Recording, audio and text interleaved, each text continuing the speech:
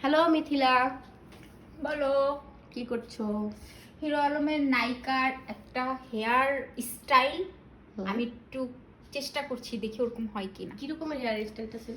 Hair স্টাইলটা ছিল এরকম, তোকে দেখাই। এখানে এখানে এভাবে হবে। আমার তো আবার ব্রাজিলিয়ান বোটক্স করা, ওর নায়িকার তো আবার ছিল হচ্ছে বস্তি বস্তি চুল। আচ্ছা, আমার তো আবার এরকম এরকম এরকম এরকম করে, মানে বেনি করা কোথায়? হ্যাঁ, না ওরকম বেরি না, এখানে এই স্টাইলটা আমি বাপের জন্মে দেখি নাই। হ্যাঁ, বুঝছে না শোনা। হবে না তো, কারণ তুই তো বস্তির মেয়ে না। বস্তির মেয়েদের টুকার যা হয় তোর কি তাই হবে? এটা কোনো আমার তো কথা? বেনি ধরে রাখতে পারছি না আমি। দেখো, চেষ্টা করছি এটা আমি কি হলো? আসলে। এটা কি হলো? কি হয়েছে?